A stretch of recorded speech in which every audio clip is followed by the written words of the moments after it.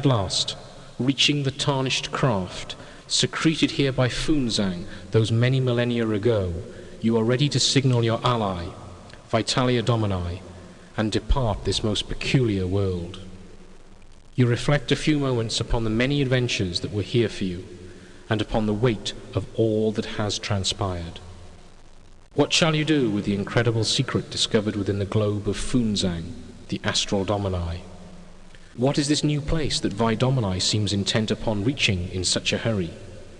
And more, will the charms that seem to bless her life be strong enough to protect you as well?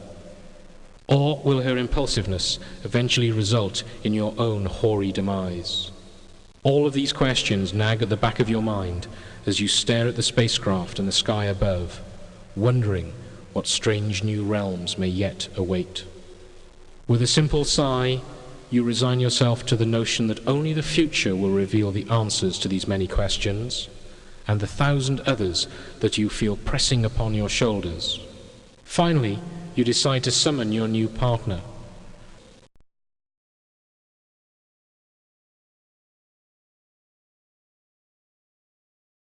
Using the small device that Vi gave to you, you push the button. In a few minutes, you see the familiar shimmer in the air and giggle slightly at the funny tinkling sound that always seems to accompany the glittering event. Something is wrong. I believe you have something I want. You recognize instantly the chilling voice that sends shivers down your backs. The Dark Savant has returned. Your eyes bulge at the horrible sight before you. A battered and bloody Vi Domini held in the clutches of the dread Savant. Her skin and face torn, thrust upon her knees, her thin neck precariously in the grip of the powerful metal fingers that stem from the Dark Savant's electro-pneumatic glove.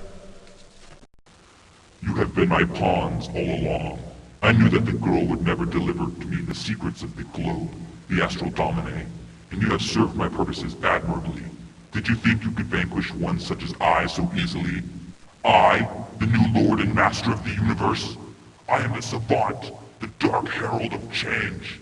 For too long has the fate of man been ruled by the ghosts of those enshrouded in mystery, deciding how and when men might be slowly fed the secrets of the heavens. It is time for a new order in the universe. It is time for a new perception of purpose in the cosmos. It is the time of the coming of change. I am the harbinger of a new destiny. I will create galaxies filled with supermen, men who are not afraid to challenge the old gods, men who are unafraid to embrace the truth of the heavens. This frail girl need not die. Her wounds will heal and you may depart, but I shall have the astral domine, one way or another. The globe for the girl. There is no description for the utter shock that is rippling through your mind at this moment, but the stark immediacy of the situation is apparent. You must deliver the astral globe to the Dark Savant, or face the dire consequences that will surely follow. And considering the unknown nature of his awesome powers, perhaps your role at this time is that of compliance. After all, certain death is not the way of the wise, and to die here shall certainly serve no meaningful purpose. And who knows what tomorrow shall bring? Better to be alive to see it than not.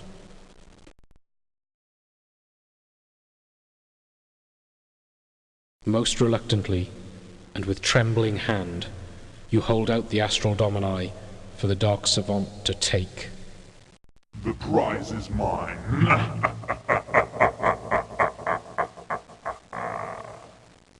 And then he and the globe are gone. The figure of the girl lies slumped upon the ground. Racing to her, you pick up her shivering body, your eyes straining for any signs that the spark of life may yet remain inside her. And then, a glint of recognition. She is weak and torn, but she is alive.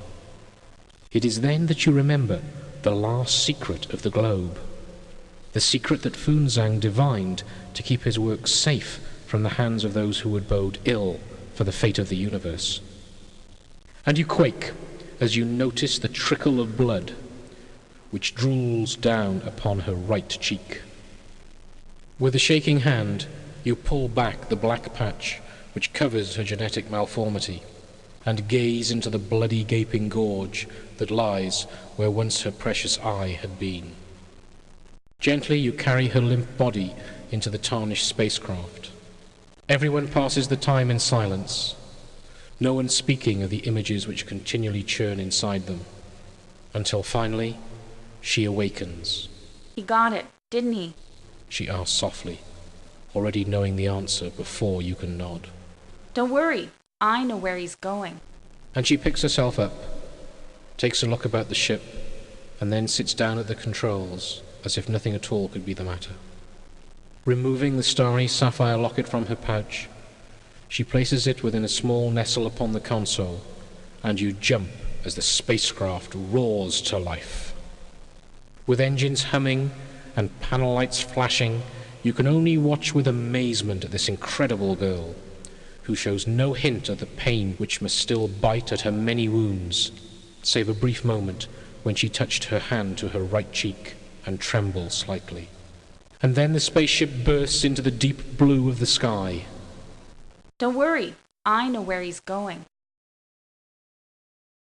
There is much to learn upon your journey through the stars, and in a way you sense that your adventures are only just beginning.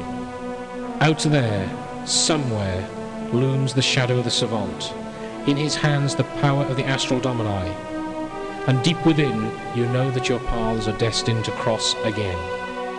During the voyage, you spend many a night listening with fascination to the incredible stories that pass from the lips of the remarkable girl, Domini, who seems to possess an unquenchable curiosity about the nature of the universe and everything else as well.